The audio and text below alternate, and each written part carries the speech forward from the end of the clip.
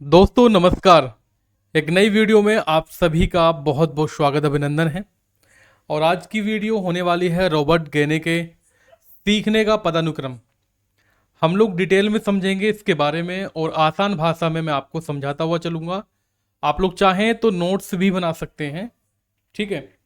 सारी चीज़ें क्लियर होनी चाहिए, तभी दोस्तों मज़ा आता है क्लास करने का। और मैं आज की जो वीडियो करने वाला हूँ वो बिल्कुल सिंपल शब्दों में और देसी भाषा में मैं आपको चीज़ें बताऊंगा। तो चलिए स्टार्ट करते हैं आज की ये वीडियो। छोटी वीडियो रहेगी लेकिन आपका ये पूरा टॉपिक जो है वो कंप्लीट होने वाला है। रॉबर्ट गेने का सीखने का पदानुक्रम। तो स्टार्टिंग में आप लोग ऐसे देख लीजिएगा, रॉबर्ट गेने का सीखने का पदानुक्रम। शिक्षा मनोवैज्ञानिक, ध्यान दें, रॉबर्ट गैने जो थे वो शिक्षा मनोवैज्ञानिक थे। 1965 ईस्वी में इन्होंने अपनी पुस्तक द कंडीशन ऑफ लर्निंग, तो एक प्रश्न आपका ये बन जाता है द कंडीशन ऑफ लर्निंग किसके द्वारा रचित पुस्तक है? तो आप लोग बताएंगे रॉबर्ट गैने द्वारा, ठीक है। एक क्वेश्चन आपका ये बन जाता है। इन्होंने जो है अधिगम की प्रकृति को समझने के लिए 8 प्रकार के अधिगम बताए। अधिगम का मतलब होता है सीखना, यानी कि सीखने की जो प्रकृति है इसको समझने के लिए 8 प्रकार के अधिगम बताए थे। इनका मानना था कि सीखने की प्रक्रिया क्रमबद्ध होती है, यानी कि कहने का तात्पर्य यह होगा दोस्तों, सीखना यूं ही नहीं आ जाता, वो स्टेप बाय स्टेप चलता रहता है। आप लोग भी जानते हैं कि हर व्यक्ति एक एक स्टेप से गुजरता है। अब आप लोगों ने ये नहीं देखा होगा कि कोई व्यक्ति पैदा हुआ उसको एकदम से यौवन अवस्था आ गई या बाल्यावस्था आ गई, नहीं ना। पहले क्या होता है, शैशवावस्था, यानी कि भ्रूणबंधा से पहले। तो मैं बस शैशवावस्था के से बता रहा हूँ आपको। शैशवावस्था, बाल्यावस्था, किशोरावस्था, प्रौढ़ावस्था, है ना, इन सब से तो होकर गुजरना पड़ता ही है। तो सीखने की प्रक्रिया जो होती है वो आपकी क्रमबद्ध होती है, ना कि एकदम से। अब नेक्स्ट पॉइंट आप लोग जब पढ़ेंगे इसमें आपको और ज़्यादा क्लियर हो जाएगा कि हर नई चीज पिछली सीखी हुई चीज पर निर्भर करती है या होती है। इसे ही सीखने का पदानुक्रम कहते हैं। कोई भी चीज हम लोग सीख रहे हैं तो जो पुरानी चीजें हम लोगों ने सीख रखी हैं तो उसी से कनेक्ट होती हैं, है कि नहीं। मान लीजिए आप लोग जो है साइकिल चलाना सीख रहे हैं, साइकिल, तो उसके पश्चात आप लोग जो है मोटरसाइकिल, मोटर साइकिल। इसमें अंतर क्या है? इसमें अंतर यह है कि ये खुद से चलानी पड़ती है पैडल मार के, ये जो है इसमें मोटर आती है। लेकिन पकड़ने का जो स्टाइल है दोस्तों, जो बैलेंस बनाने की चीज़ें हैं वो यहीं से तो शुरुआत की जाती है, ठीक है। तो ये हो गया आपका सीखने का पदानुक्रम। अब मैं आपको जो 8 प्रकार बताए थे अधिगम के, सीखने के, वो डिटेल में बता देता हूँ बिल्कुल सिंपल भाषा में। तो चलिए अगली स्लाइड पर हम लोग चलते हैं। गैने के 8 प्रकार के अधिगम। इनके 8 प्रकार के अधिगम क्या हैं? सबसे पहले आ जाता है आपका संकेत अधिगम, सिंगल लर्निंग। देखो सिंगल लर्निंग की बात करेंगे तो ये सबसे सरल स्तर होता है, सबसे आसान स्तर होता है संकेत अधिगम। इसमें व्यक्ति क्या करता है, किसी सिग्नल को देकर या सुनकर विशेष प्रतिक्रिया देता है। कह सकते हैं इसमें व्यक्ति किसी संकेत को देखकर या सुनकर विशेष प्रतिक्रिया देता है। और ये सिद्धांत जो है वो पावलाव के कुत्ते वाले प्रयोग जैसा है, ठीक। पावलाव का सिद्धांत आप लोगों ने पढ़ा था, क्लासिकल अनुबंधन का सिद्धांत, जिसमें क्या होता था, जिसमें कुत्ते को रोटी दिखाई जाती थी फिर भी जो है कुत्ते की लार टपक जाती थी। कहने का तात्पर्य यह होगा कि कुत्ते को अगर रोटी ना भी दी जाए तब भी इसकी लार निकल जाती थी। वो मैं अगली वीडियो में बताऊंगा आपको। आप लोग या जिन लोगों ने नहीं देखी है वीडियो वो देख सकते हैं, प्लेलिस्ट तो बनी हुई है आपकी, ठीक। अब एग्जाम्पल समझ लीजिए इसका। होता क्या है, जब स्कूल की घंटी बजती है तो बच्चे क्या समझ जाते हैं कि छुट्टी हो गई, ठीक है। स्कूल की घंटी जब बजती है तो बच्चे सोचते हैं कि हाँ भाई छुट्टी हो गई। जैसे लाल बत्ती जलती है तो लाल बत्ती को देखकर रुक जाना, वह भी आपका संकेत अधिगम के अंतर्गत आ जाता है। समझ गए आप लोग? कोई किसी को डाउट हो तो मुझे कमेंट सेक्शन में लिख देना, या जो स्पेशल ग्रुप है उसमें आप लोग बताएंगे, करेक्ट। चलिए अगला पॉइंट देख लेते हैं। दूसरा पॉइंट आपका है क्या? दूसरा पॉइंट है आपका उत्तेजक प्रतिक्रिया अधिगम। उत्तेजक प्रतिक्रिया अधिगम, इसमें किसी विशेष उत्तेजना के लिए एक निश्चित प्रतिक्रिया सिखाई जाती है। ध्यान देंगे, इसमें किसी विशेष उत्तेजना के लिए एक निश्चित प्रतिक्रिया सिखाई जाती है और यह संकेत अधिगम से आगे का चरण है। संकेत अधिगम से नेक्स्ट चरण आपका ये हो जाता है। ठीक है, एग्जाम्पल बताओ सर।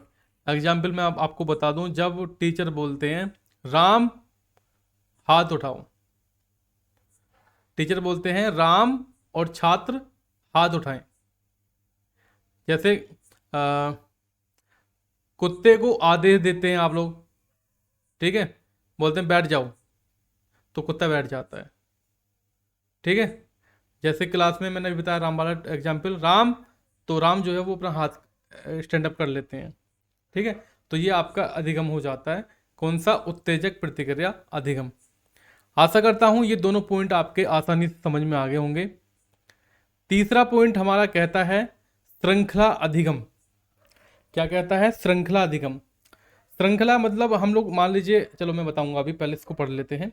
जब कई छोटी छोटी प्रतिक्रियाओं को जोड़कर एक क्रियाक्रम बनाया जाता है, यानी कि सीक्वेंस बनाया जाता है, तो इसमें एक के बाद एक काम करना पड़ता है। इसमें एक के बाद एक काम करना पड़ता है, तो इसको बोलते हैं हम लोग श्रृंखला अधिगम। अधिगम का मतलब होता ही है सीखना। ठीक, अभी मैंने साइकिल वाला एग्जाम्पल बताया था, तो आप लोग उसको समझ लीजिएगा। साइकिल चलाना सीखना, एग्जाम्पल लिखेंगे साइकिल चलाना सीखना। इसमें क्या होता है? इसमें पहले पैडल मारते हैं, पैडल मारते हैं, है ना, फिर जो है बैलेंस बनाते हैं, बैलेंस रखते हैं, फिर जो है बैलेंस रखते हैं, फिर जो है ब्रेक लगाते हैं। तो ये आपका इस प्रकार से हो जाता है। और ऐसे भी कह सकते हैं कि जूते के फीते बांधना भी इसके अंतर्गत आपका जाएगा। क्या जाता है? जूते के फीते बांधना। तो ये क्या है? एक पूरी श्रृंखला है। आया समझ में? आ गया होगा। अगला की पॉइंट हम लोग देखते हैं कि मौखिक संबंध अधिगम। ठीक है, मौखिक, इसमें शब्दों या वाक्यों को जोड़कर सीखना शामिल है। ठीक है, इसमें क्या होता है? शब्दों को या वाक्यों को जोड़कर सीखना शामिल होता है, और ये भाषा सीखने के लिए महत्वपूर्ण पॉइंट मैं कह सकता हूं इसको। ठीक है, जैसे आपका कविता याद करना, कविता याद करना, ये इसी का एग्जाम्पल हो जाएगा। दूसरा लिख लो आप लोग, जैसे वर्णमाला को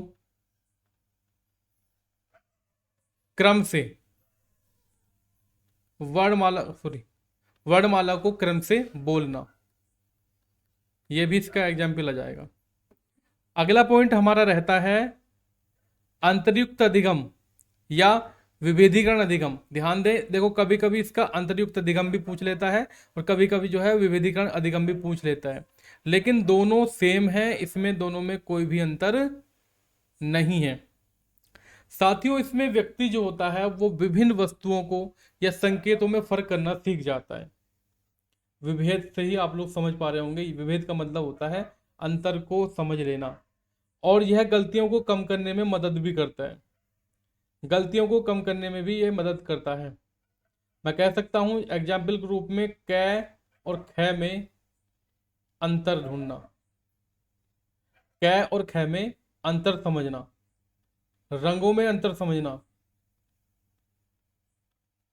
अंतर समझना, तो ये विभेदीकरण रहेगा।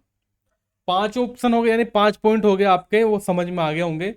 6वें पॉइंट पर हम लोग चलेंगे, संकल्पना अधिगम।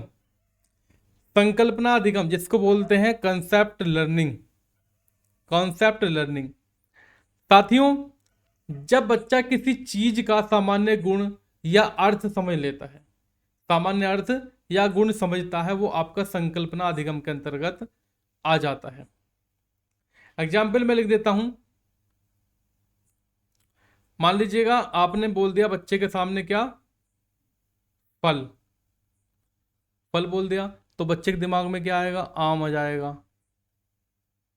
सेब आ जाएगा, केला बच्चे के मन में आ जाएगा, क्योंकि फल की बात की जा रही है ना यहाँ पे। ठीक है, कह सकते हैं कि फल सब सुनते ही आम केला सेब इसकी जो है पहचान आ जाएगी।